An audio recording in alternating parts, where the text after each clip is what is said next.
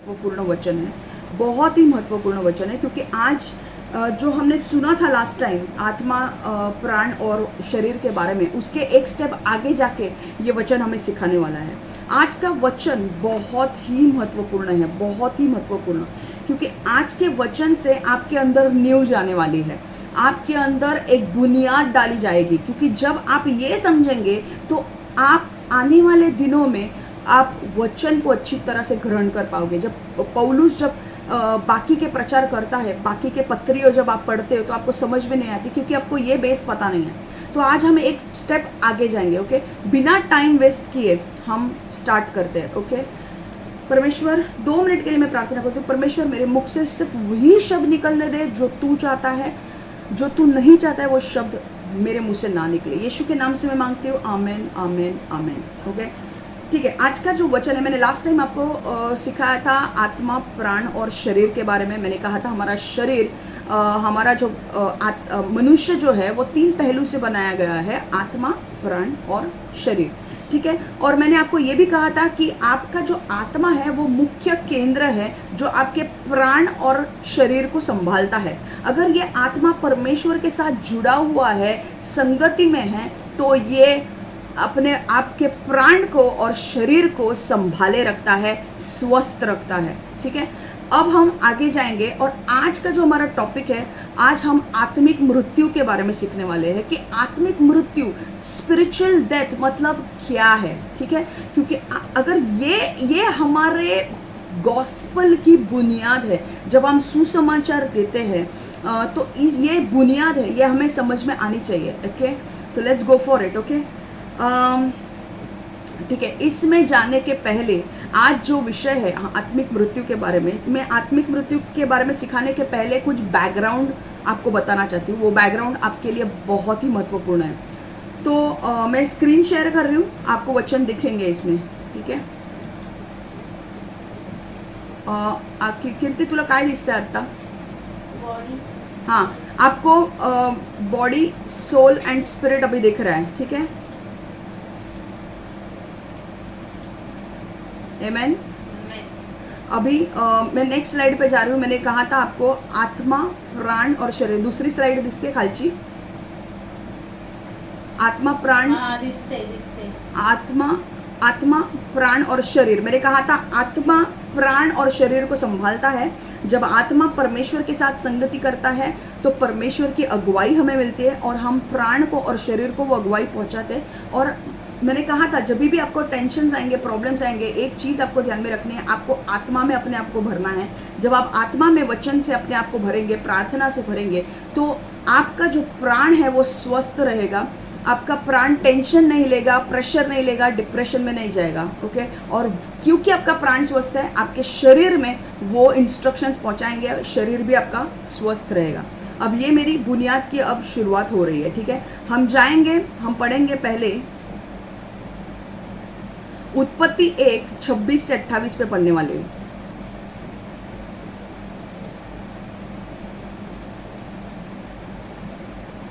उत्पत्ति 1:26 से 28। तब परमेश्वर ने कहा, अब मनुष्य बनाए, हम मनुष्य को अपने स्वरूप में, जैसे हम, एक मिनट, स्लाइड बघते तू? स्लाइड होते हैं, दिसते slide?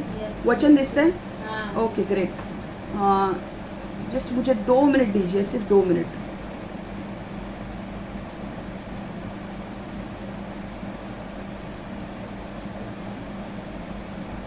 Just 2 minute. Okay, fine.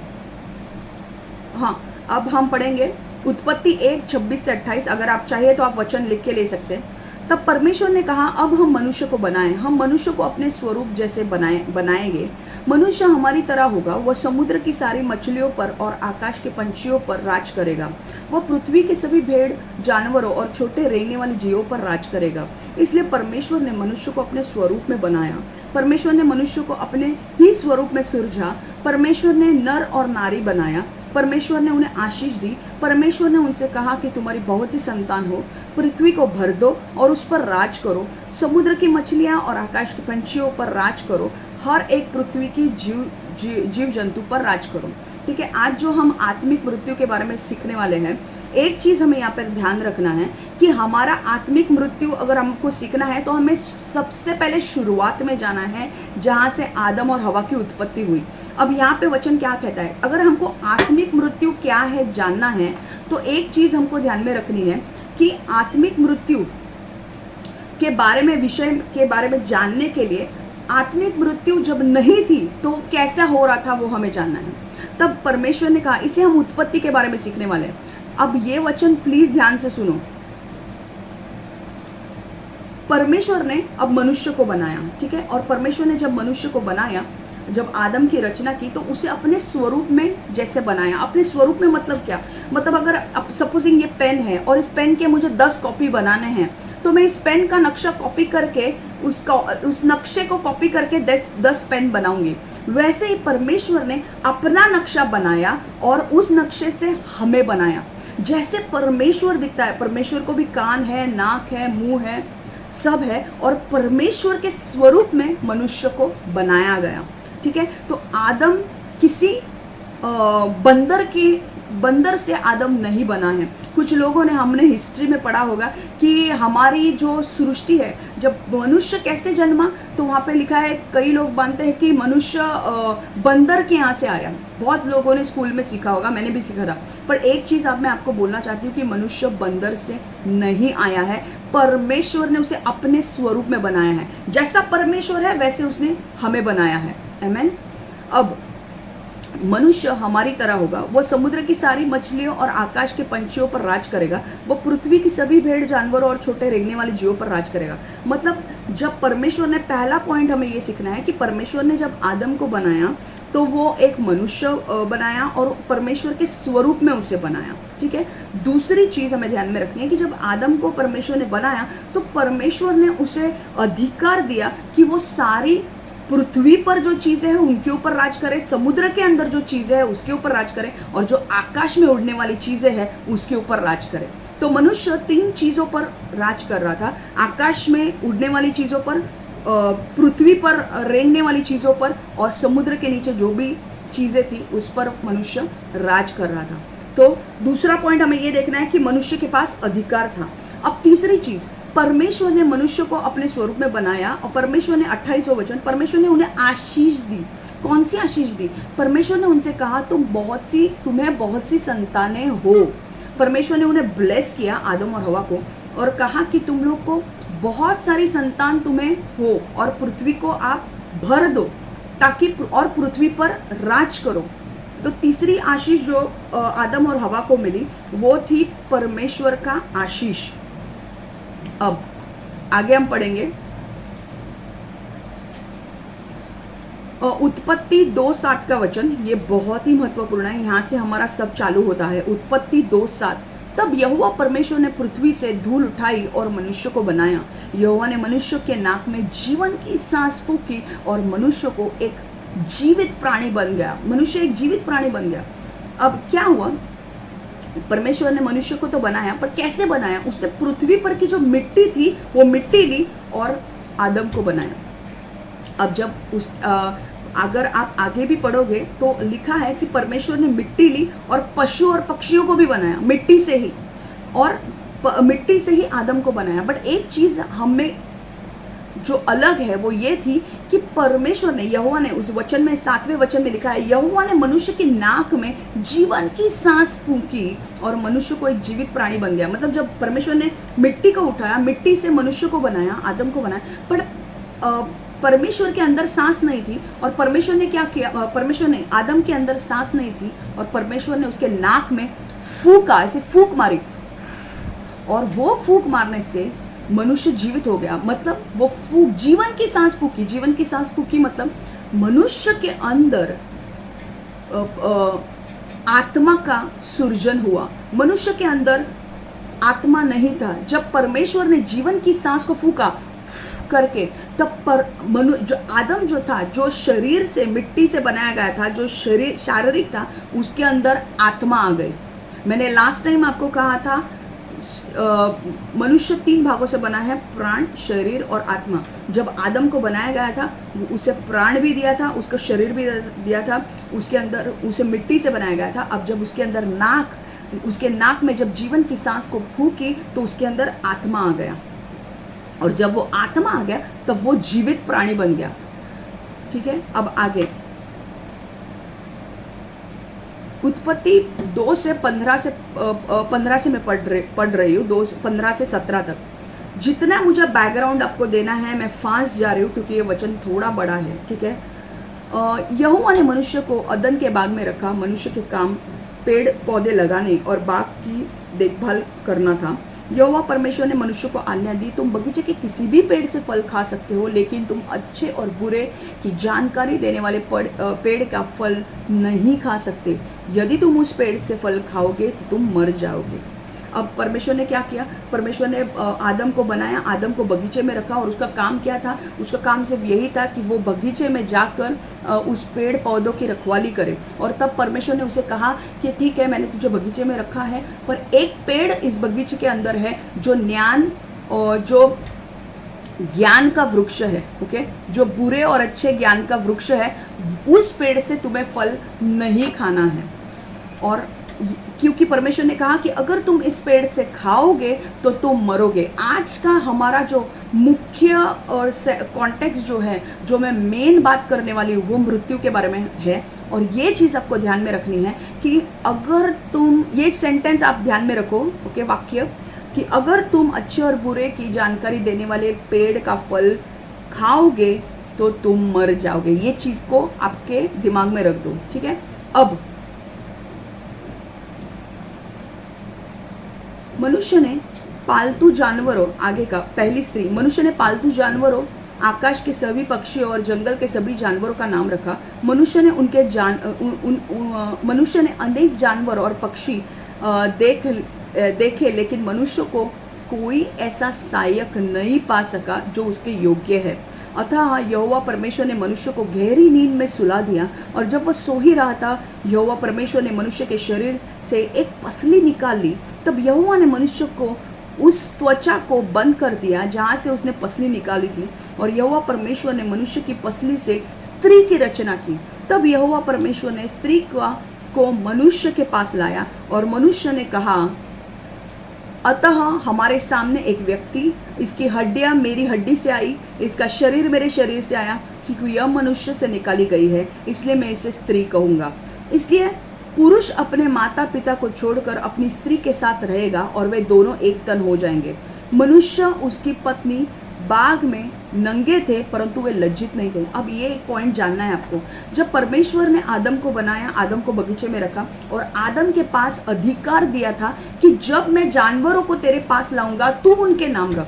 तो जब आदम के सामने जानवर आ रहे थे, दो दो करके जानवर आ रहे थे, पक्षी आ रहे थे, सभी जानवर आदम के पास आ रहे थे और आदम उनके नाम रख रहा था। वो क्यों रख रहा था? क्योंकि उसे अधिकार दिया था। अब जब मनुष्य ने देखा कि सारे जानवर के पास अपना जोड़ीदार है, उसी के पास नहीं था, परमेश्वर को ये अच्छा नहीं लगा कि मनुष्य के लिए कोई जोड़ीदार नहीं है। इसलिए परमेश्वर ने कहा कि मुझे आदम के लिए एक अच्छा जोड़ीदार बनाना है। और इसलिए जब आदम सोया था, उसकी पसली मतलब रिब से निकाला और पसली निकाली और उससे आदम के लिए एक जोड़ीदार बनाए। उसका नाम हवा था और हवा को आदम के साथ रखा। जब आदम ने उसे देखा तो आदम के मुंह से क्या निकला? इसकी हड्डियां मेरी हड्डियों से आई, इसका शरीर मेरे शरीर से आया, क्योंकि वह यह मनुष्य से निकाली गई है, इसलिए मैं स्त्री कहूंगा। क्योंकि सब जानवरों को अपने अपने पार्टनर्स थे। बंदर था, बंदरिया भी थी, हाथी था, हत्तीनी भी थी, ओके, घोड़ा था, घोड़ी भी थी, सब थे। बट मनुष्य के लिए कोई अच्छा व्यक्ति नहीं था। ओके, मनुष्य के लिए जो कंपैटिबल पार्टनर है वो नहीं था। इसलिए परमेश्वर ने उसके लिए एक अच्छा पार्टनर को बनाया, उसके आदम के फसली से।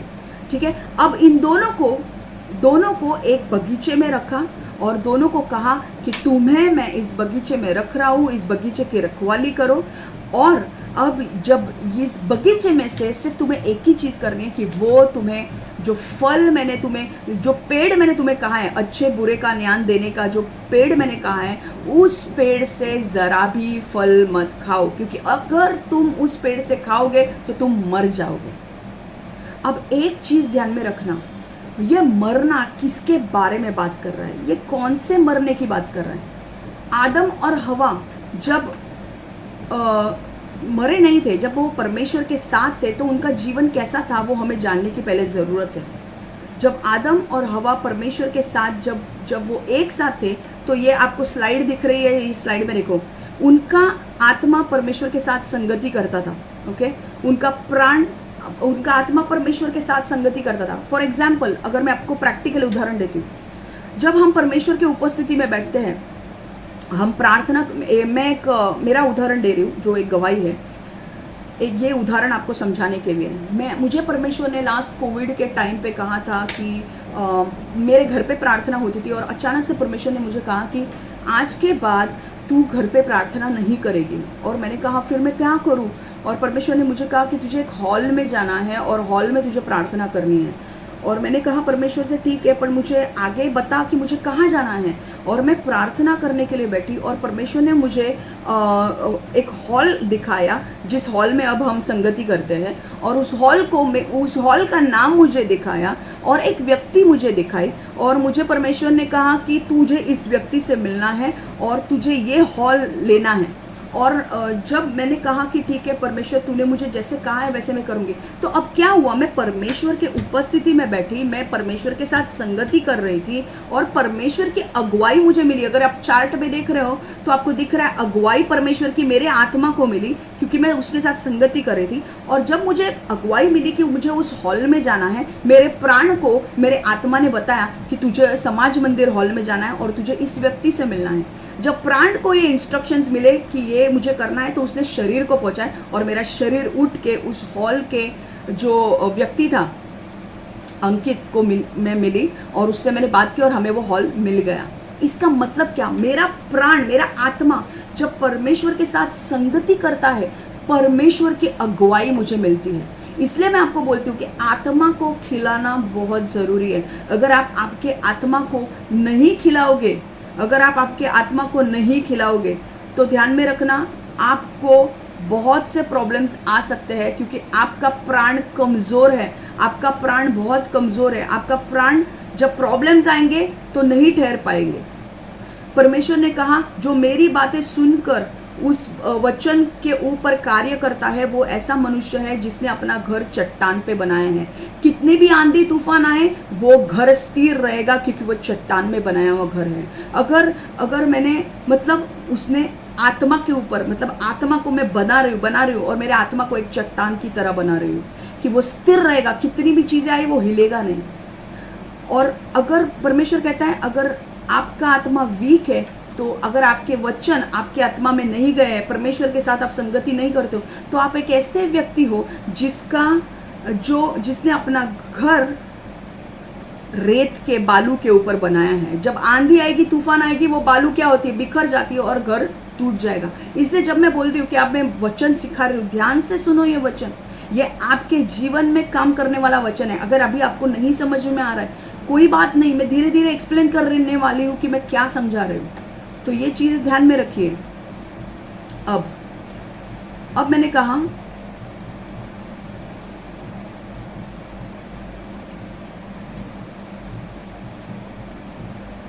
अब मेरा स्क्रीन आ रहा है नेक्स्ट।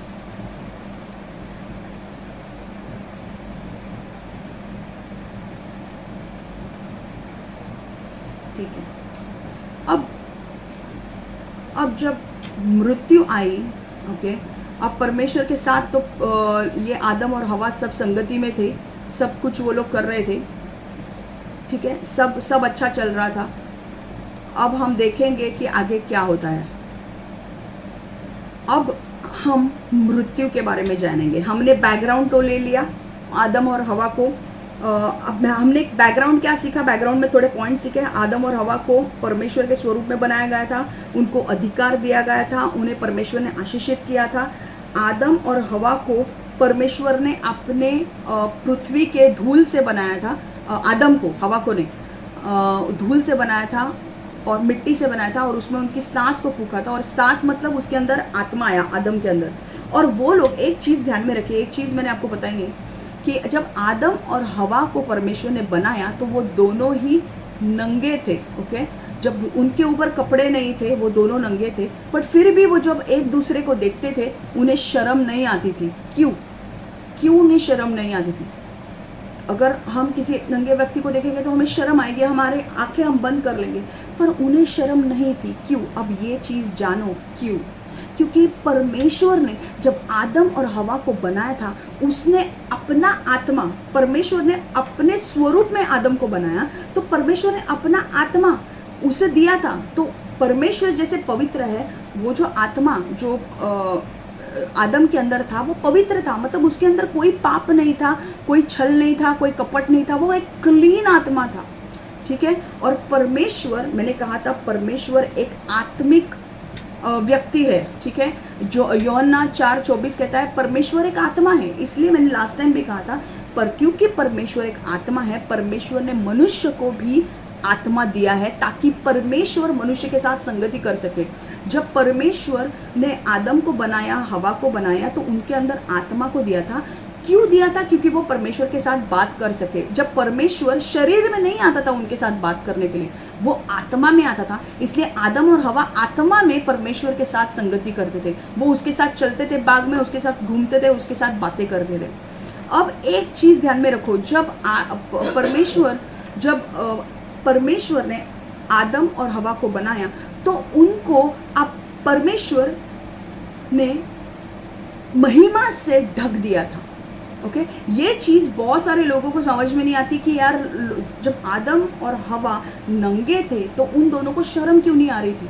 क्योंकि परमेश्वर ने उनको अपने महिमा से ढक लिया था। अपने महिमा से ढक लिया था मतलब परमेश्वर एक महिमामय परमेश्वर है और उसने अपनी महिमा आदम और हवा को दी थी। अब वो महिमा क्या है मैं बताती हूँ। मरकुस 9:2-8 में 9:2 और 3 वचन में अगर आप देखोगे, क्या आपको स्क्रीन में दिख रहा है वचन? ये स्क्रीन में दिख रहा है आपको? Okay, great. मरकुस 9:2 और 3 वचन में लिखा है, 6 दिन बाद यीशु केवल पतरस, याकूब और यूहन्ना के साथ लेकर एक ऊंचे पहाड़ पर गया। वहां उनके सामने उसने अपना रूप बदल दिया। उसके वस्त्र चमचमा रहे थे, एकदम उजले सफेद। धरती पर कोई भी धोबी जितना उजला नहीं धो सकता, उससे भी अधिक उजल सफेद। अब क्या हुआ, जब यीशु ने नए नियम में अगर हम पढ़ते हैं मरकुस 9:2 और 3 में, तो एक दिन ऐसा हुआ कि परमेश्वर यीशु ने पतरस और याकूब और यूहन्ना को अपने साथ उस पर्वत पर ले गया, वो पहाड़ पर लेकर गया और यीशु वहां पे बदल गया। यीशु मनुष्य था, पूरी तरह से मनुष्य था, पर उस टाइम पर यीशु बदल गया, उसका रूप बदल गया और उसके जो वस्त्र थे वो चमचमा रहे थे। मतलब वो पूरे वस्त्र श्वेत हो गए, सफेद हो गए और वो चमचमा रहे थे। वो उजियाला वहां से आ रहा था। इतना उजियाला था, इतने सफेद वस्त्र थे कि बाइबल में वचन कहता है धरती पर कोई भी धोबी जितना उजाला नहीं धो सकता, उससे भी अधिक उजल सफेद था। कितना भी धोबी, 100, 1000, लाख धोबी से भी वो कपड़े धुलाओगे तो भी उतना उजियाला नहीं आएगा जितना उजियाला यीशु जब उनको पहाड़ पर लेकर गया था। यीशु खुद उसका रूप बदल गया और वो सफेद हो गया और उसके अंदर से उस पूरा श्वेत और उजियाला आ रहा था। वैसे ही ये क्यों उजियाला आ रहा था? क्योंकि परमेश्वर को महिमा में ढक दिया था पिता परमेश्वर ने उस वक्त। वैसे ही जब परमेश्वर ने आदम और हवा को बनाया, आदम और हवा को परमेश्वर ने महिमा में ढक दिया। ओके, महिमा में ढक दिया। इसके वजह से क्या हुआ, जब उनको महिमा में ढक दिया आदम और हवा को, तो वो जब देख रहे थे एक दूसरे को तो उनको कुछ नहीं दिख रहा था। उनको सिर्फ श्वेत कपड़े दिख रहे थे और उजियाला दिख रहा था। उनको ये दिख ही नहीं रहा था कि वो नंगे हैं, क्योंकि वो जिस स्तर से एक दूसरे को देख रहे थे वो आत्मिक स्तर था। ध्यान में रखो, ये बात हमें जाननी है, हमें समझना है ये क्या है। वो एक दूसरे को आत्मिक स्तर से देख रहे थे, क्योंकि परमेश्वर कौन है? आत्मा है। परमेश्वर अगर आत्मा है, परमेश्वर ने हमें आत्मा बनाया है, तो जब हमारा आत्मा पूरी तरह से साफ था, जब उसमें कोई दोष नहीं था, उसमें कोई छल कपट या पाप नहीं था, तो हम आत्मिक स्तर से देख रहे थे। ओके, आत्मिक स्तर से एक दूसरे को देख रहे थे। अब हमने बहुत सारे पॉइंट्स सुने हैं, अब और एक पॉइंट में दे रही हूँ, बैकग्राउंड क्या था। जब वो लोग जब आदम और हवा को परमेश्वर ने बनाया तो उनके अंदर कोई डर नहीं था। वो आराम से परमेश्वर के साथ घूमते थे, परमेश्वर के साथ संगति करते थे, परमेश्वर से प्रेम करते थे। उनके अंदर कोई दोष की भावना नहीं थी, ठीक है। वो आराम से सारी चीज़ें एंजॉय करते थे। अब इतना अच्छा माहौल था जब वो सब लोग परमेश्वर के साथ संगति करते थे और जब उनका आत्मा में कोई पाप नहीं था। इतना अच्छा सब कुछ चल रहा था। आदम को कुछ करने की ज़रूरत नहीं हो रही थी। आदम बहुत अच्छी तरीके से संगति परमेश्वर के साथ करा था। वो खुश था, वो आनंदित था। उसको पाप क्या है उसे पता ही नहीं था। हालेलुया। अब परमेश्वर ने उन दोनों को आज्ञा दी। अब हमारा वचन एक्चुअली स्टार्ट होता है। अब परमेश्वर ने उन दोनों को आज्ञा दी कि इस वृक्ष से, बुरे और ज्ञान के वृक्ष से, पेड़ से वो फल मत खाना। अगर तुम वो खाओगे तो तुम मर जाओगे।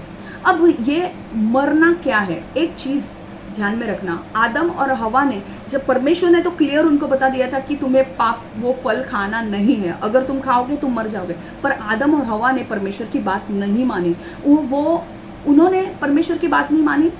शैतान आया। अगर आप अध्याय 3 पढ़ोगे, उत्पत्ति अध्याय 3 पढ़ोगे, मैं ज़्यादा डिटेल में नहीं जाने वाली हूँ, पर मैं आपके लिए पढ़ने वाली हूँ, ठीक है। हम पढ़ते हैं साथ में।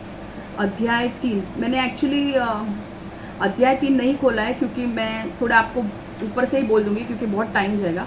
अध्याय 3 में क्या होता है कि आदम और हवा अब गार्डन में है। उनको गार्डन में रखा है, वो गार्डन की रखवाली कर रहे हैं और वहाँ पे सर्प आता है और सर्प के अंदर शैतान होता है। अब शैतान उनको आके बोलता है कि सच में परमेश्वर ने बोला है कि तुम नहीं खाओगे फल, तुम एक फल नहीं खाना चाहिए क्योंकि अगर तुम खाओगे तो तुम मर जाओगे। और हवा ने बोला हाँ, परमेश्वर ने कहा है हमें फल नहीं खाना है क्योंकि हमें, अगर हम फल खाएंगे तो हम मर जाएंगे। तो आदम ने तब सर्प ने हवा को प्रलोभन में डाला और उसे कहा कि नहीं नहीं, तू खाएगी तो तू नहीं मरेगी, तू खा ले, तू परमेश्वर के समान, तेरे को बुद्धि और ज्ञान आएगा, तो तू खा ले, कुछ नहीं होता। और जब हवा ने सुना इस बातों को, वो प्रलोभन में पड़ गई और उस प्रलोभन के वजह से उसने वो फल खा लिया। अब वो जैसे उसने फल खाया, उसने परमेश्वर की आज्ञा का उल्लंघन किया। अब एक चीज ध्यान में रखो, परमेश्वर का आज्ञा का उल्लंघन करना मतलब आपको एक दंड चुकाना पड़ेगा। अगर हम ट्रैफिक में गाड़ी चलाते हैं और हमारा सिग्नल हम ब्रेक करते हैं तो हमें चालान भरना पड़ता है क्योंकि वो गवर्नमेंट के रूल है। गवर्नमेंट के रूल को हमको उस हिसाब से चलना पड़ता है। वैसे ही उस टाइम पर परमेश्वर ने आदम और हवा के लिए भी कुछ नियम कानून तैयार करके रखे थे कि उनको उस फल में से नहीं खाना है। अगर उसने उस कानून को तोड़ा तो उनको भरपाई देनी पड़ेगी, उनको भुगतान करना पड़ेगा। ओके, पर अब क्या हुआ, अब उन्होंने उल्लंघन किया, परमेश्वर की बात नहीं मानी और आदम और हवा ने वो फल खा लिया। अब आदम और हवा ने जब वो फल खा लिया तो दो चीजें हुई।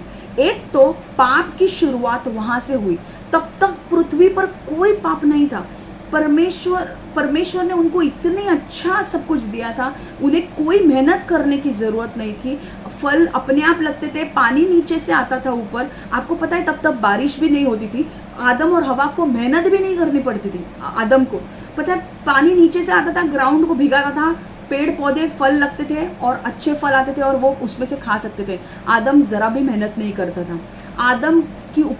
आदम परमेश्वर के साथ संगति करता था। आदम आत्मिक स्तर पर देखता था। अब जैसा उसने फल खाया और वो आज्ञा का उल्लंघन किया तो पाप, जिसको जो जानता भी नहीं था कि पाप क्या है, आदम और हवा जानते भी नहीं थे कि पाप क्या है, वो पाप उनके जीवन में आ गया। अब पाप आना, पाप की शुरुआत होना और मृत्यु होना, इसके बारे में हम जानेंगे। अब आत्मिक मृत्यु और पाप क्या है। एक मिनट, एक वचन मैं आपको देने वाली हूँ। मैं इसमें ज़्यादा वचन नहीं डाल रही हूँ क्योंकि मुझे थोड़ा बैकग्राउंड आपको बताना है। रोमियो 6:23 कहता है कि क्योंकि पाप का मूल्य तो बस मृत्यु ही है, जब हमारे प्रभु यीशु में अनंत जीवन परमेश्वर का सेंट मेन का वरदान है। अब ये किसके बारे में बोल रहा है? क्योंकि पाप का मूल्य तो बस मृत्यु ही है। वो परमेश्वर उस टाइम के बारे में बात कर रहा था जब आदम और हवा ने पाप किया। तो परमेश्वर क्या बोल रहा था कि अगर तुम पाप करोगे, अगर पाप किया तो उसको पेनल्टी, आपको प्राइस देना पड़ेगा और वो प्राइस है मृत्यु। ओके, आपको मृत्यु आएगी। अब हम मृत्यु के बारे में सीखने वाले कि ये मृत्यु क्या है। 3 प्रकार के मृत्यु है, आत्मिक मृत्यु, शारीरिक मृत्यु और अनंतकालिक मृत्यु। ये आत्मिक मृत्यु, शारीरिक मृत्यु, अनंतकालिक मृत्यु, ये तीनों मृत्यु उनकी शुरुआत हो गई जब आदम और हवा ने पाप किया। अगर आपको मैं एक चीज बता रही हूँ कि अगर आदम और हवा ने पाप नहीं किया होता, आपको पता है पृथ्वी स्वर्ग होती, पृथ्वी पर हम अनंत काल तक जीवित रहने वाले थे। परमेश्वर ने जब आदम और हवा को बनाया तो उसमें कोई पाप नहीं था। परमेश्वर ने सुंदर आदम और हवा को बनाया था और परमेश्वर की योजना थी कि आदम और हवा अनंत काल तक पृथ्वी पर रहे, क्योंकि पृथ्वी स्वर्ग की तरह हो गई थी। पर क्योंकि पाप आया, पृथ्वी बिगड़ गई। अब ये पाप की वजह से 3 प्रकार के मृत्यु आए। आज हम 3 प्रकार के मृत्यु के बारे में सीखने वाले और मैं समाप्त करने वाली हूँ, क्योंकि ज्यादा डोज मुझे नहीं देना है, ठीक है। आत्मिक मृत्यु, आत्मिक मृत्यु मतलब क्या, अब मैं दिखाने वाली हूँ आपको। मैंने आपको एक स्लाइड बताई थी कि जब परमेश्वर में हम जिंदा थे, जब आदम और हवा एक दूसरे के साथ, आदम हवा परमेश्वर के साथ संगति करते थे, तब उनका आत्मा जीवित था। परमेश्वर से वो संगति करते थे, परमेश्वर से वो अगुवाई पाते थे और वही अगुवाई उनका आत्मा उसके प्राण को देता था और शरीर को देता था। और उस टाइम पे जब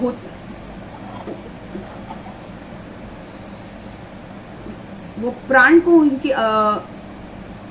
उस टाइम पे वो आत्मा परमेश्वर के साथ था, परमेश्वर के साथ संगति करता था, वो आत्मा खुश था, स्वस्थ था, परमेश्वर के साथ संगति थी। इसलिए जब हम परमेश्वर के साथ संगति करते हैं, कितने लोग खुश होते हैं, कितने लोग आनंदित होते हैं, कितने लोग को शांति मिलती है, सबको मिलती है कि नहीं। क्योंकि अगर हम परमेश्वर के साथ बातें करते हैं, हमें पता है राजाओं का राजा अगर हमारे साथ है, हमारे विरुद्ध कौन हो सकता है। हालेलुया। जब हम परमेश्वर की उपस्थिति में होते हैं, हमारा सब कुछ अच्छा होता है। पर जिस टाइम पे हम प्रार्थना करना छोड़ते हैं, हम बाइबल पढ़ना छोड़ते हैं, हम बाकी सब कुछ करना छोड़ परमेश्वर के साथ संगति में नहीं बैठते हैं, तो क्या होता है, जब हम संगति नहीं करते हैं तो हमारा प्राण निराश होने लगता है। और जैसे निराशा हमारे प्राण में आ जाती है, वो सारी चीजें निराशा पास करती है शरीर को, धीरे धीरे हमारा शरीर भी थकने लगता है।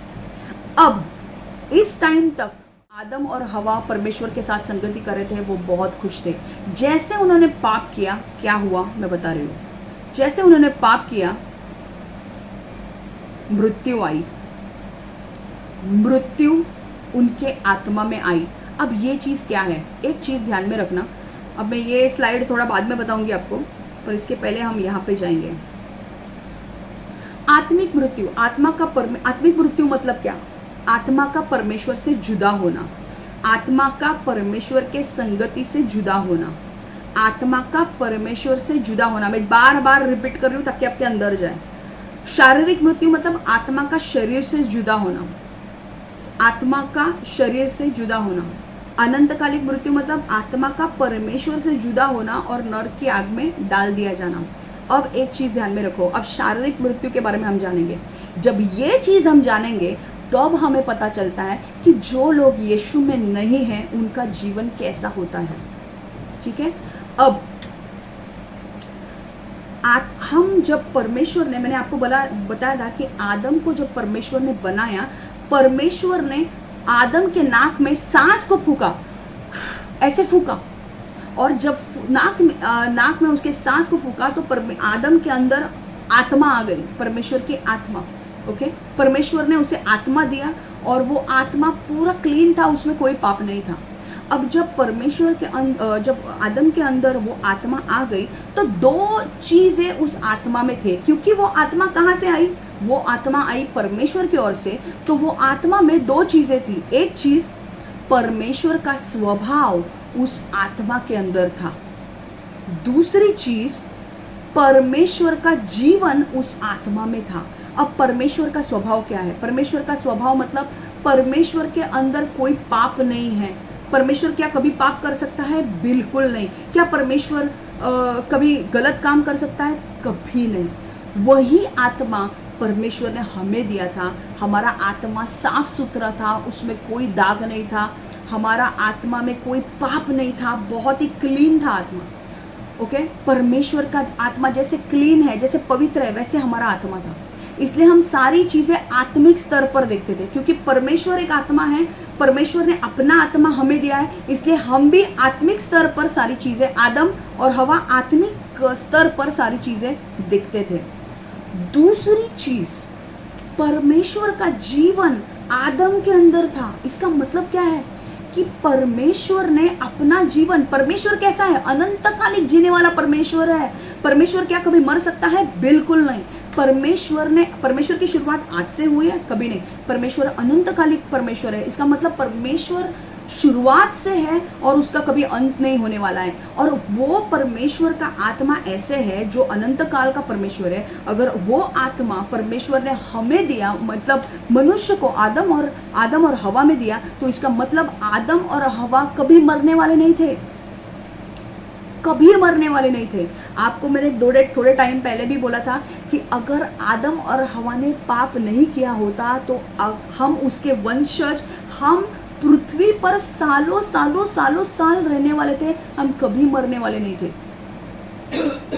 बट क्योंकि आदम और हवा ने पाप किया, अब क्या हुआ? अब ये जानना बहुत जरूरी है। अब ये जानो, क्योंकि अब जबरदस्त ट्विस्ट चालू होता है। मैंने अभी तक आपको बताया कि ये हाथ इतना गोरा है, तब क्या हुआ? ओके, अब जब पाप आया तो ये हाथ में क्या हो गया? तब ये काला पड़ गया। तो अब मैं बताऊंगी क्या हो रहा है, ठीक है? जब मैंने आपको दो चीज कही, ध्यान में रखना ये बात प्लीज। जब आदम को परमेश्वर से आत्मा मिला तो वो साफ सुथरा था, उसमें परमेश्वर का स्वभाव था, उसमें कोई पाप नहीं था और उसमें परमेश्वर का जीवन था। मतलब आदम और हवा अनंत काल तक जीवित रहने वाले थे। पर जैसे आदम ने पाप किया, वो पाप के वजह से आत्मिक मृत्यु आई। मतलब परमेश्वर का स्वभाव जो पापी नहीं है वो स्वभाव निकल गया, जो पवित्र स्वभाव निकल गया और हमारे अंदर क्या आया? शैतानी स्वभाव हमारे आत्मा में आया। हमारे अंदर शैतानी स्वभाव आया। शैतान हमारे आत्मा के ऊपर राज करने लगा और हमारे अंदर पाप आया। ध्यान में रखो ये चीज। अब परमेश्वर का स्वभाव जो पापी नहीं है, जो निष्पाप है, वो स्वभाव हमारे अंदर से निकल गया और शैतान का स्वभाव हमारे अंदर आ गया। शैतान का स्वभाव क्या है? यूहन्ना 10:10, मारना, छीनना, नाश करना, लूटना, घात करना, झूठ बोलना, भय लाना, सब गंदी बात जो परमेश्वर की ओर से नहीं आती है, वो स्वभाव हमारे अंदर शैतानी स्वभाव आ गया। पर वो स्वभाव किस क्षेत्र में आया? कौन से पहलू में आया? क्या वो शरीर में आया? क्या वो प्राण में आया? क्या वो आत्मा में आया? तो वो स्वभाव हमारे आत्मा में आया। हमारा आत्मा शैतान के हाथों में बिक गया। जब आदम और हवा ने पाप किया, आदम का आत्मा शैतान के हाथों में बिक गया और परमेश्वर का स्वभाव उसके अंदर से निकल गया और शैतान का स्वभाव उसके अंदर आ गया। दूसरी चीज, परमेश्वर का जीवन उसके अंदर था, उसका आत्मा कभी मरने वाला नहीं था, पर अब परमेश्वर का जीवन भी उसके अंदर से निकल गया और आत्मा में मृत्यु आई। आत्मा में मृत्यु आना मतलब क्या? आत्मिक मृत्यु मैंने कहा था आत्मा का परमेश्वर से जुदा होना। जब आत्मिक मृत्यु आने के पहले क्या था? आदम का जो आत्मा था वो परमेश्वर के साथ संगति करता था। वो दोनों एक थे, वो दोनों एक दूसरे के साथ एक थे, एक साथ चलते थे। वो आदम परमेश्वर का आवाज सुनता था, वो एक थे, उनकी संगति थी। ओके, बट उनकी संगति जैसे आदम और हवा ने पाप किया, जैसे आदम और हवा ने पाप किया, परमेश्वर की संगति उनसे टूट गई। ठीक है, अब परमेश्वर का ना तो स्वभाव रहा, ना परमेश्वर का जीवन। अब उनके आत्मा जो परमेश्वर के साथ संपर्क करता था, अब वो आत्मा क्या हुआ? शैतान का राज उस पर होने लगा। अब अगर शैतान का राज आत्मा के ऊपर हो रहा है तो क्या वो परमेश्वर से सुन सकता है? बिल्कुल नहीं। परमेश्वर के साथ संगति टूट गई। ओके, परमेश्वर के साथ आदम और हवा की संगति टूट गई। अब क्या हुआ? क्योंकि आत्मिक मृत्यु आई, उसके वजह से प्राण को भी तकलीफ होने लगी और शरीर को भी तकलीफ होने लगी। अब ये कौन सी तकलीफ है मैं बताती हूँ। जो कोई भी ऑन, जिसने ऑन रखा है प्लीज अपने आप को म्यूट कीजिए, प्लीज प्लीज, मुझे टाइम नहीं है हर एक को देखने के लिए, फिर जो भी है प्लीज म्यूट कीजिए।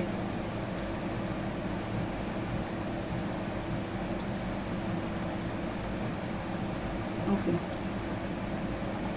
जब पाप आया, ओके, अब पाप के वजह से परमेश्वर के संगति, जब आदम ने पाप किया तो परमेश्वर के साथ उसकी संगति टूट गई। अब जब संगति टूट गई, मैंने कहा था जब संगति थी, परमेश्वर के साथ संगति थी, अगुवाई मिलती थी, प्राण आत्मा स्वस्थ था, इसलिए आत्मा प्राण और शरीर भी स्वस्थ थे।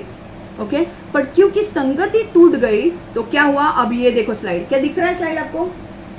ये स्लाइड में क्या आप देख रहे हो, आत्मा काला पड़ गया, मतलब आत्मा जो जीवित था, परमेश्वर के साथ संगति करता था, वो टूट गया, उसके अंदर शैतान का स्वभाव आ गया और पूरा काला हो गया। वो पवित्रता ही उसमें से निकल गई, शैतान का स्वभाव आ गया। छीनना, मारना, नाश करना, घात करना, चोरी करना, सब गंदी चीजें इसमें आ गई और आत्मा का मृत्यु हो गया। जब आत्मा का मृत्यु हो गया तो आत्मा अगर परमेश्वर के साथ संगति में ही नहीं है तो वो प्राण को और शरीर को क्या खिलाएगा। देखो एक छोटा सा उदाहरण मैं देती हूँ, एक उदाहरण अभी ध्यान से लेना। आत्मा मान लो एक मम्मी है, ओके, एक मम्मी मतलब एक माँ है जिसके 2 बच्चे हैं, ठीक है। अब माँ जिंदा है, वो अपने दोनों बच्चों का अच्छा पालन पोषण कर रही है, दोनों बच्चे अच्छे बढ़ रहे हैं। अब ऐसा होता है कि आगे जाके उस माँ के अंदर कुछ बीमारी आ जाती है और माँ अपने जगह से उठ नहीं पा रही है। अब क्या वो 2 बच्चों को खिला सकती है क्या खाना? उसके घर में और उसके अलावा कोई नहीं है, तो क्या खिला सकती है क्या खाना? नहीं खिला सकती। तो वो बच्चे, मुझे एक बात बताओ, अगर माँ अपने बच्चों को खाना नहीं खिलाएगी तो क्या वो पालन पोषण उनको मिलेगा? नहीं मिलेगा। वो बच्चे धीरे धीरे धीरे कमजोर होते जाएंगे, उनका वेट नीचे नीचे गिरता जाएगा। वैसे ही हुआ जब आदम का आत्मा जब परमेश्वर के साथ संगति कर रहा था तो आत्मा भरा हुआ था, आत्मा स्वस्थ था, और वो स्वस्थ जब उसका आत्मा था तो उसका प्राण और शरीर भी स्वस्थ था, क्योंकि वो आत्मा प्राण को और शरीर को संभाले रखता था। वो मम्मी अपने दोनों बच्चों को संभाले रखती थी। पर जिस टाइम आत्मा की मौत हुई, मतलब वो मम्मी अगर मर गई तो अपने दोनों बच्चे को कैसे संभालेगी? कौन आएगा उनको खिलाने के लिए? वो दोनों बच्चे भी धीरे धीरे मर जाएंगे। वैसे ही हुआ आदम का, जब आत्मिक मृत्यु हुआ तो उसके प्राण और शरीर भी धीरे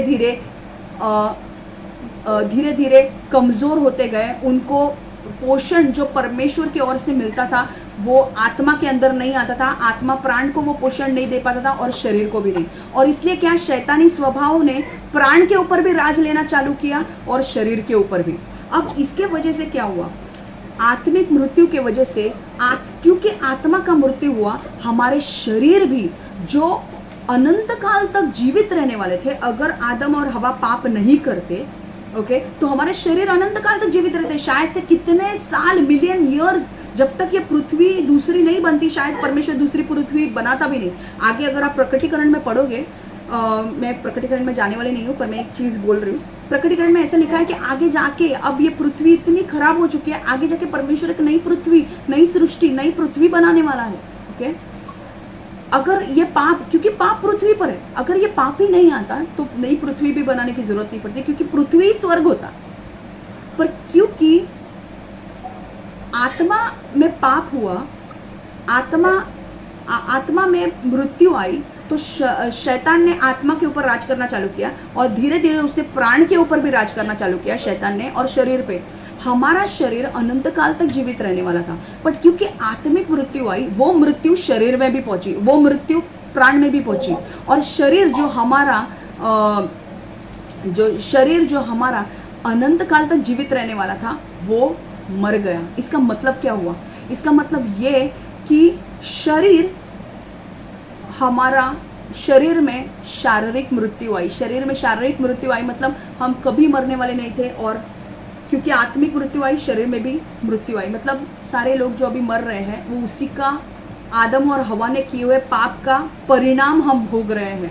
ओके, हम जब आज हम देखते हैं अरे ये मर गया, हम सुनते, हम किसी को बोलते हैं अरे भाई हमारे घर पे एक मौत हुई है, हम बोलते हैं, बट क्या आपको पता है, कैन यू ट्रेस इट, क्या आप पीछे जाके बता सकते हैं कि ये क्यों शुरुआत हुई? ये आदम और हवा से शुरुआत हुई है, उनके पाप की वजह से ये शारीरिक मृत्यु आई।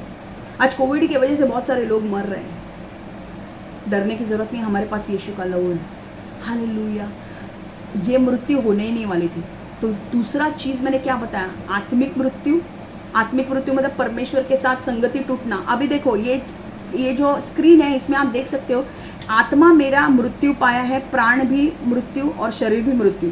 आत्मा में आत्मिक मृत्यु आई, शरीर में शारीरिक मृत्यु आई, मतलब फिजिकल डेथ होने लगी सबकी, और आत्मा में आत्मिक मृत्यु आ गई, मतलब शैतान का स्वभाव आ गया, शैतान का राज होने लगा। अब परमेश्वर के साथ अगर आप देखोगे, पाप के कारण परमेश्वर के साथ संगति टूट गई, क्योंकि पाप आया, परमेश्वर ने हम मनुष्य के साथ संगति करना छोड़ दिया। ठीक है, अब मनुष्य पाप के जाल में फंसा हुआ है, मनुष्य पूरी तरह पाप में डूबा हुआ है, पूरी तरह शैतान उसके आत्मा के ऊपर राज कर रहा है। जो आपको मैं एक चीज बताने वाली हूँ, जो आदम और हवा पहले परमेश्वर के राज्य में थे, वो शैतान के राज्य में आ गए। आपको पता है परमेश्वर, क्योंकि परमेश्वर पहले एक साथ क्यों था उनके साथ, क्योंकि उनके अंदर पाप नहीं था, पर जैसे पाप आया उनकी संगति टूट गई। अब मैं तीसरा, मैंने आत्मिक मृत्यु के बारे में बताया, शारीरिक मृत्यु के बारे में बताया, अब मैं अनंतकालिक मृत्यु के बारे में बोलने वाली हूँ।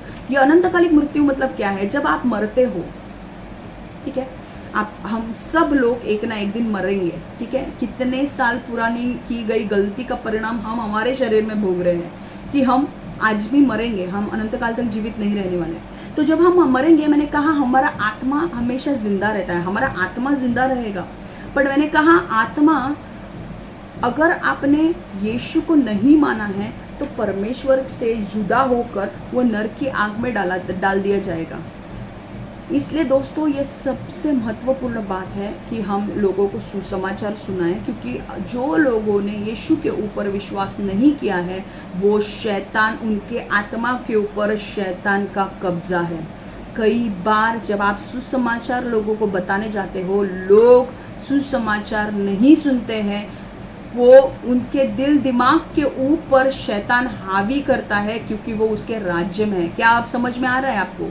कई बार आप सुसमाचार देते हैं, आप बोलते हैं अरे यार मैं इसको कितना समझा रही हूँ, पर ये सुधरते ही नहीं है, ये कभी बदलते ही नहीं है, ये कभी चेंज ही नहीं होते हैं। क्यों पता है? क्योंकि वो उनके अंदर आत्मिक मृत्यु है।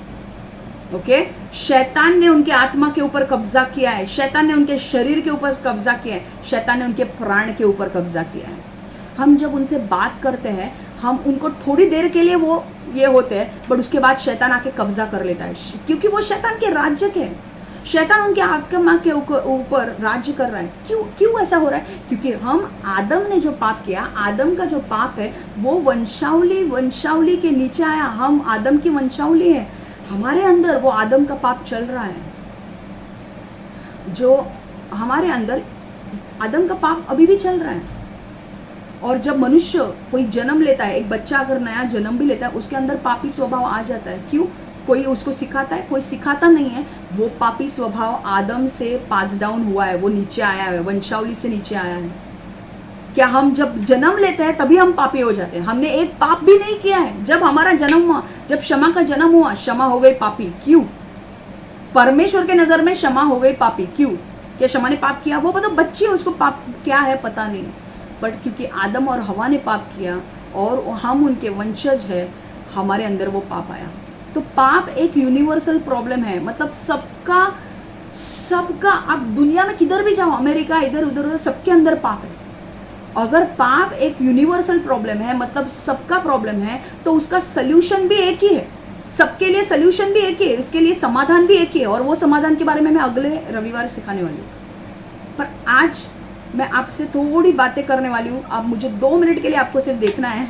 मैं सिर्फ स्क्रीन शेयर कर रही हूँ, मैं आपको देख नहीं पा रही हूँ, पर मुझे अभी देखना है। क्या आपको अभी तक कुछ तो समझ में आ रहा है? क्या मैंने जो समझा है आपको थोड़ा बहुत तो समझ में आ रहा है?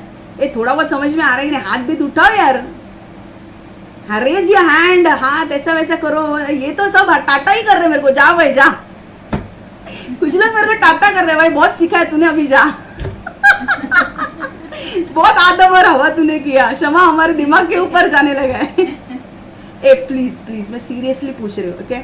मैं आपसे सभी से बहुत प्रेम करती हूँ, मैं चाहती हूँ कि आप लोग बहुत बड़े, प्लीज प्लीज प्लीज, मैं सच में कहना चाहती हूँ, प्लीज आप मुझे एक ऑनेस्ट रिप्लाई दो कि आपको समझ में आया। हाथ ऊपर उठाओ अगर आपको समझ में आया। Thank you so much, thank you so much, thank you. ये ओप्पो वाला कौन है? ओप्पो वाला मेरे को दिख ही नहीं रहा है, उनका हाथ उठाया नहीं है। हाँ हाँ, अजय अपने वाइफ के लिए हाथ उठा रहा है। हाँ जल्दी से, मेरे वाइफ के बदले में हाथ उठा रहा हूँ। एनीवेज, मैं बहुत खुश हूँ, थोड़ा तो आपको समझ में आ रहा है। अब हम जानेंगे कि जब आत्मिक मृत्यु, आपको पहले समझ में आया आत्मिक मृत्यु, बैकग्राउंड समझ में आया आपको अभी?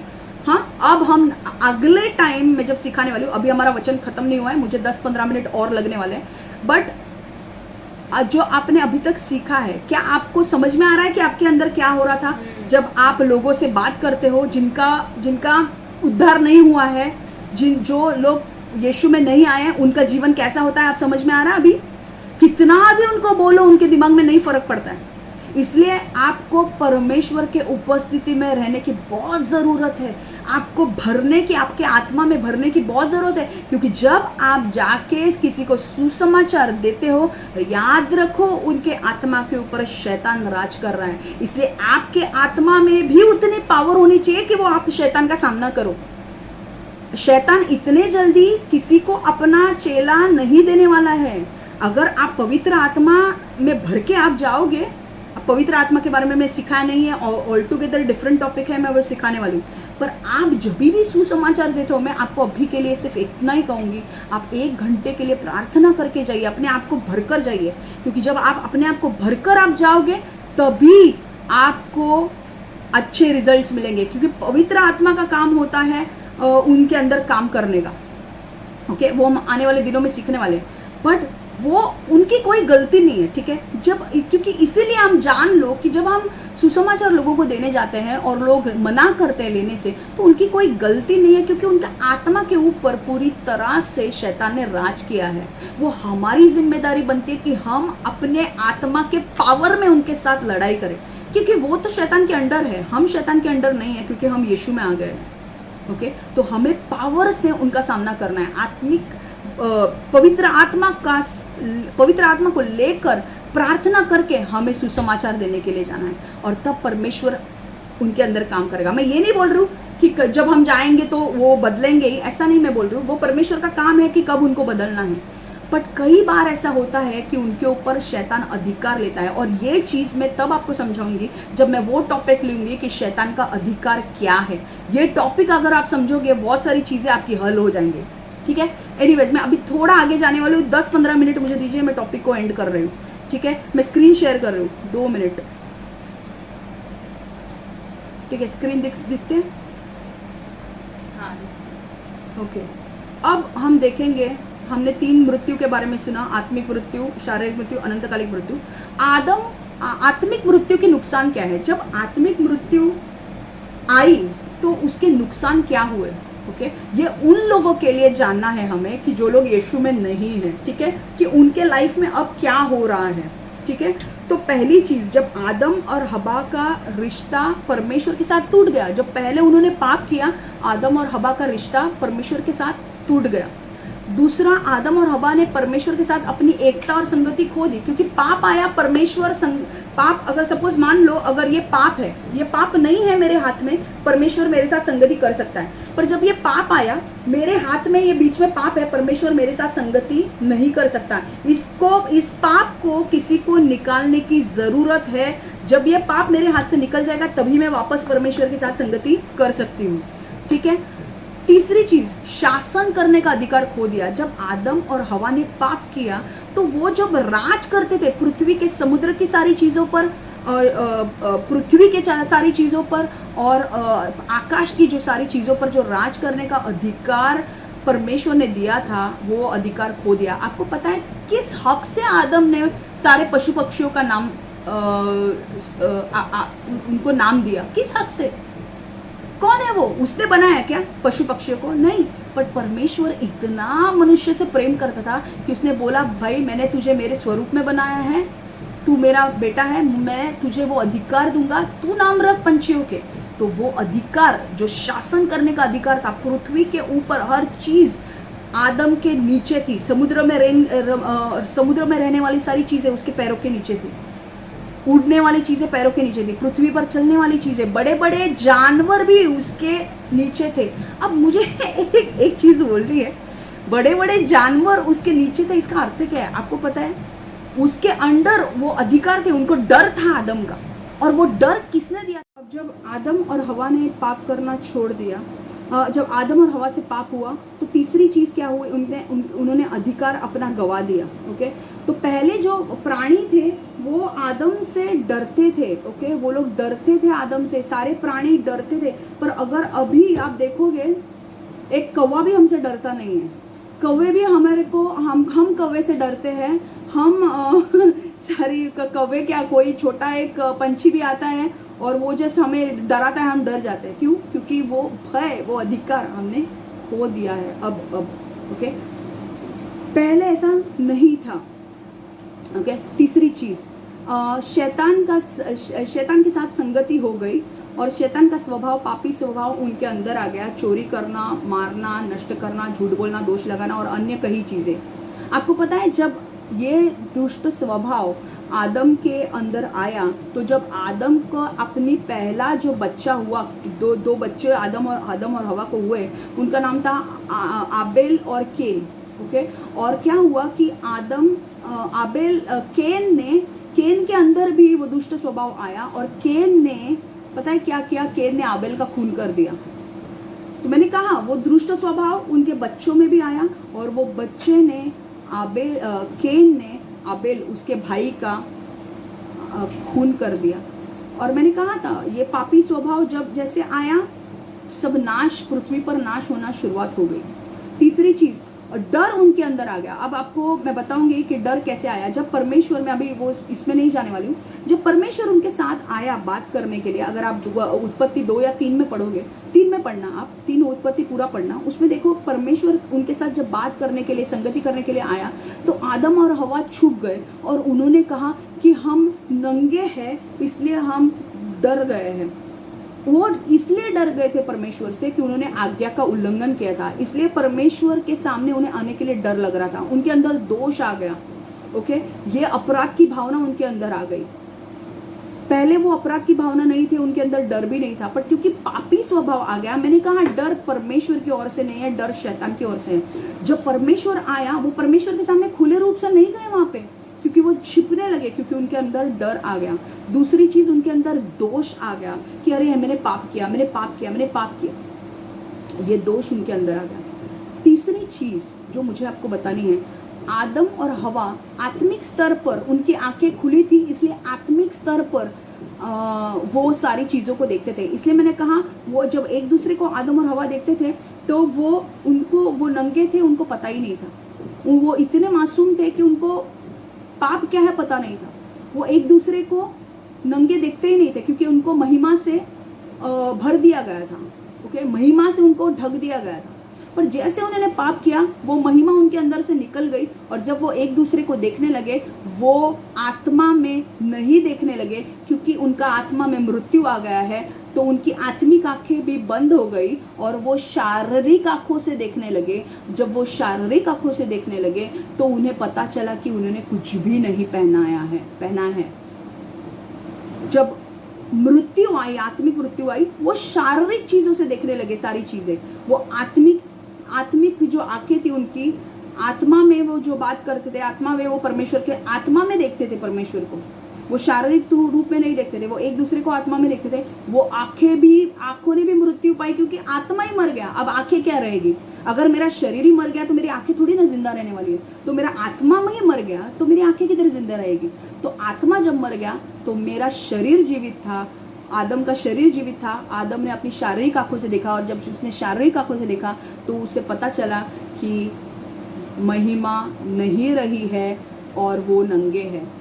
ओके, इसलिए वो एक दूसरे को, वो नंगा जब उन्होंने देखा तो उनको शर्म आ गई। पहले वो शर्म क्या है उन्हें पता ही नहीं था, पर जब उन्होंने अपने आप को नंगा देखा तो उन्हें शर्म आ गई। ये चीजें कब उन्हें पता चली?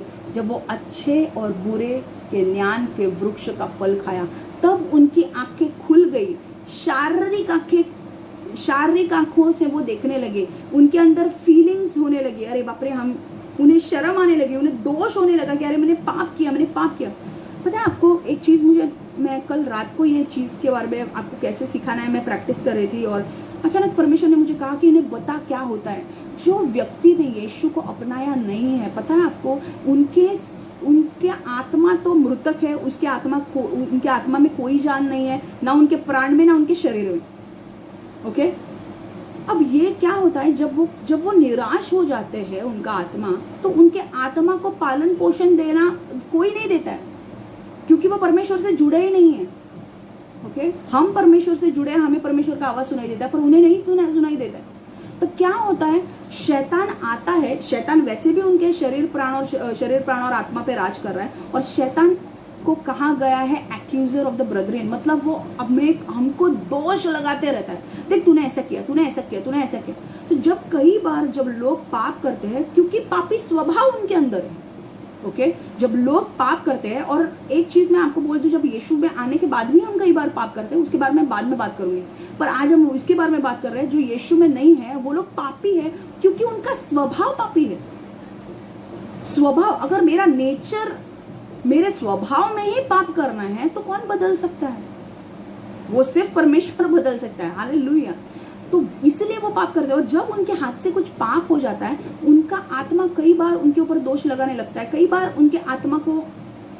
बार उनको फील होता है कि नहीं ये नहीं करना चाहिए, बट पता है शैतान आता है, उनके माइंड में दोष लगाते रहता है, देख तूने उसको मार डाला, देख तूने उसके साथ गलत व्यवहार किया, देख तू गलत चीजें और कर, इसके साथ रेप कर, इसको ये कर, इसका बलात्कार कर। ये कौन सलाह दे रहा है हमें? अब किसके अंडर हम जी रहे? जब एक व्यक्ति किसी का जाके रेप करता है, किसका सुन के वो रेप कर रहा है? किसका सुन के वो दूसरे औरत का रेप कर रहा है, या गलत चीजें कर रहा है, चोरी कर रहा है? किसका सुन के? क्या परमेश्वर उसको संगति दे रहा है? परमेश्वर को बोल रहा है, परमेश्वर के साथ उसकी संगति है नहीं, उसकी संगति अब शैतान के साथ हो गई है, और शैतान उसको बता रहा है तू ये कर और तू वो कर। ध्यान में रखो ये बात। अगर आपके परिवार में अगर ऐसे कोई लोग हैं जो यीशु में नहीं है, मैं प्लीज आपसे विनती करती हूँ, उनके साथ थोड़ा पेशेंस रखो, क्योंकि उनका आत्मा मरा हुआ है। उनको अगर आपको जीतना है, उनके लिए सिर्फ प्रार्थना करके आप उनसे जीत सकते हो। उनके अंदर उनको सूचना देने वाला परमेश्वर नहीं है, वो शैतान है। और आपको अगर उनसे जीतना है, आपको सिर्फ एक ही चीज करनी है, आपको प्रार्थना में उनसे जीतना है, क्योंकि आत्मिक चीजों को आत्मिक तरीके से ही जीता जाता है। ठीक है, अब जब मैंने कहा आदम और हवा ने शारीरिक चीजें देखने लगे, ठीक है, वो हो गया। अब आदम और हवा परमेश्वर की आवाज नहीं सुन सकते थे। आदम ने और हवा का आवाज, परमेश्वर का आवाज नहीं सुन सकते थे। अगर आदम और हवा परमेश्वर का आवाज नहीं सुन सकते, मतलब जो यीशु में नहीं है लोग, वो परमेश्वर का आवाज नहीं सुनते हैं, तो किसका आवाज सुनते हैं? शैतान का। तीसरी चीज, और एक चीज, 7वां पॉइंट, आदम और हवा परमेश्वर से अलग हुए और शैतान उसके आत्मिक पिता बन गया। एक चीज ध्यान में रखो, जब आदम और हवा परमेश्वर के साथ संगति कर रहे थे, तो आदम और हवा परमेश्वर के राज्य के भाग थे। ओके, जब आदम और हवा का जब पाप हुआ, तब वो शैतान उनका आत्मिक पिता बन गया। शैतान उन्हें सलाह देने लगा, ओके, और शैतान उनके शरीर, प्राण और आत्मा पे राज करने लगा। वो शैतान के परिवार का हिस्सा बन गए और परमेश्वर का राज्य का हिस्सा नहीं रहे। तीसरी चीज और 10वीं चीज, शैतान उसकी अगुवाई करता था। शैतान बोलता है, कभी कभी आप देखते हो कि आप बोलते हो, अरे बाप रे, मैं ये व्यक्ति के लिए कितना इसको कितना बोला, ये बदलता ही नहीं है। क्यों बदलेगा? नहीं, वो बदलता नहीं है, क्योंकि वो पूरी तरह से शैतान के अंडर है। और शैतान से अगर लड़ना है, शैतान एक आत्मा है, अगर उससे लड़ना है आत्मिक तरीके से लड़ना पड़ेगा। और आत्मिक तरीके ये है कि आप प्रार्थना में उसे लड़ो। आमीन, उसके लिए प्रार्थना करो। उसके साथ शरीर में मारामारी करने जाओगे तो कुछ होने वाला नहीं है, वो 2 चमाट आपको लगाएगा, एक ध्यान में रखो। क्योंकि उसके अंदर पापी स्वभाव है, शैतान है, वो राज कर रहा है उसको। उससे अगर आपको निपटना है, आत्मा में जाओ, प्रार्थना में, और बांध दो वो शैतान की सारी कार्यों को। करते रहो जब तक आपको उनके अंदर नई चीजें आप नहीं देखते हो। करते रहो करते रहो करते रहो जब तक आपको उनके अंदर नई चीजें नहीं देखते हो। और मैं बोल रही हूँ, आपका प्रार्थना उनके अंदर बदलाव लाएगा। मैं आपको इसलिए बोलती हूँ, एफिशिएंस में क्या लिखा है, इफिसियों की पत्री में, कि हमारी लड़ाई किसी मांस और लहू के साथ नहीं है, किसी मनुष्य के साथ नहीं है। उसके अंदर जो काम कर रहा है, कौन कर रहा है? शैतानी स्वभाव, शैतान जो उसके अंदर काम कर रहा है, उसके साथ हमारी लड़ाई है। तो हमें लड़ना कैसा है? आत्मिक तरीके से। इसलिए मैं बोल रही हूँ, एक चीज मुझे आपको बोलने, किसी को अन्य भाषा का गिफ्ट अगर नहीं है, मांगो परमेश्वर से कि मुझे अन्य भाषा का गिफ्ट चाहिए। ठीक है, हमें बहुत सारी चीजें हैं। अन्य भाषा का गिफ्ट वरदान होना चाहिए, वो एक महत्वपूर्ण है। वो आते वक्त आने वाले दिनों में मैं बताऊंगी आपको। ठीक है, अगर अन्य भाषा का गिफ्ट नहीं है, कोई बात नहीं, आप नॉर्मल प्रेयर करो। ठीक है, उस प्रेयर में ताकत है।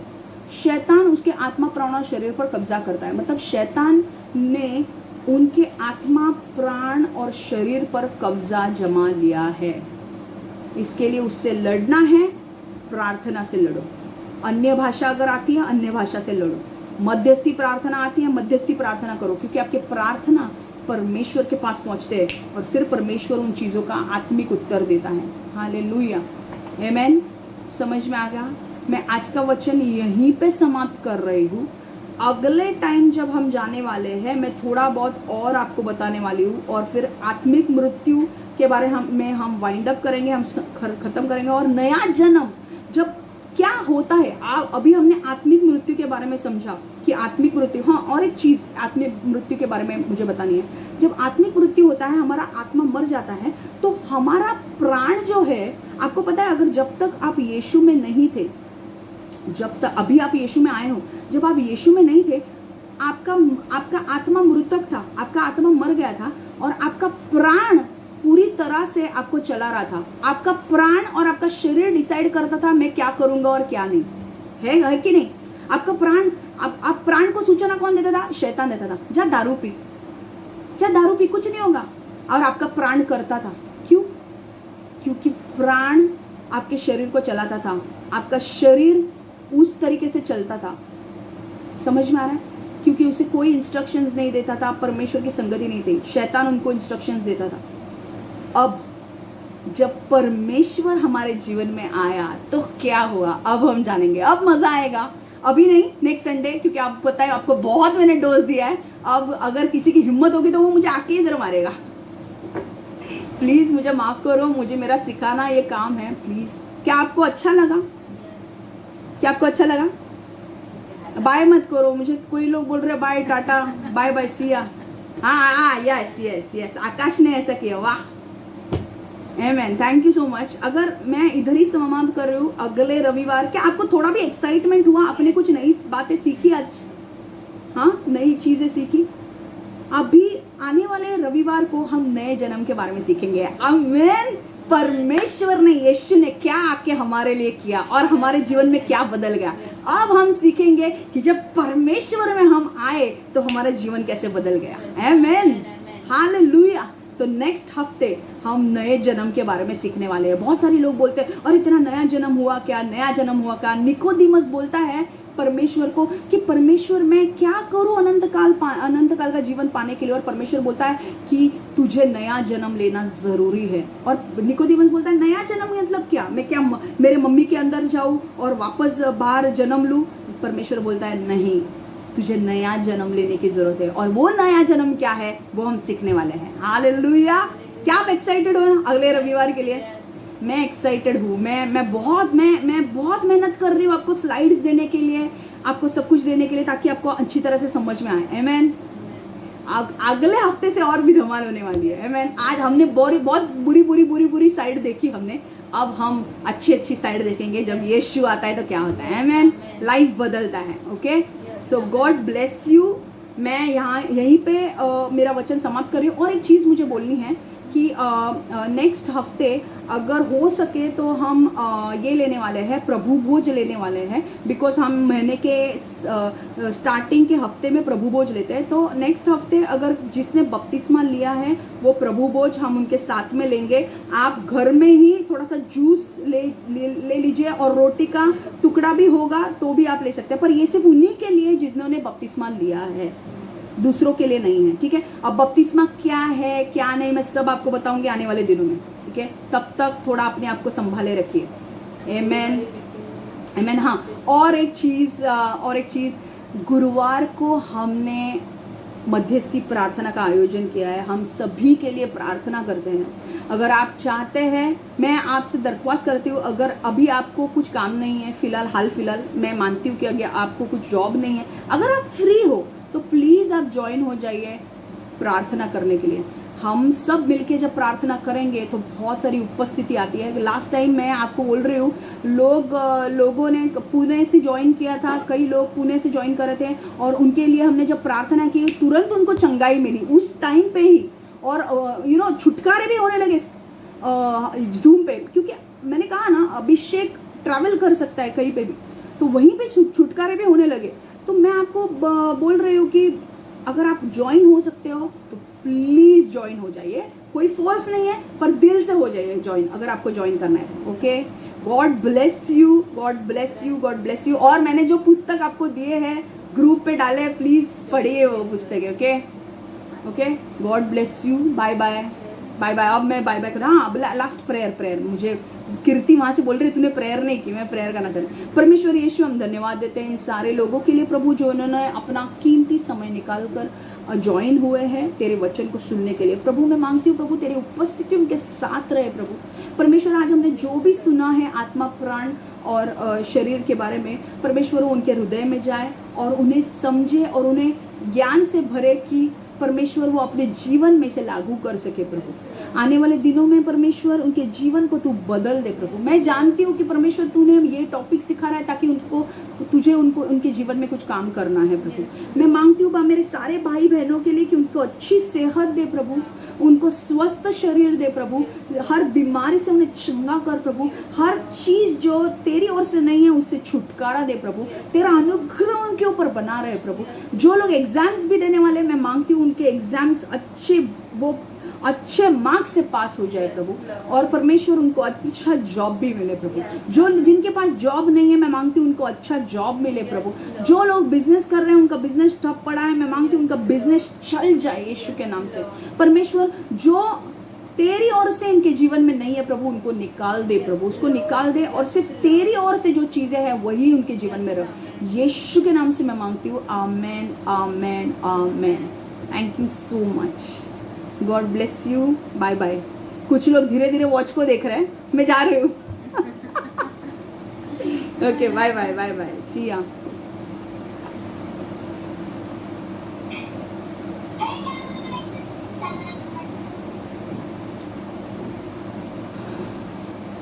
ललिता होती त्याला नाही नाही ना, आणि शीतल शीतल नाही, असं होईल का ग दोघं मिळून जॉईन होत नाहीये?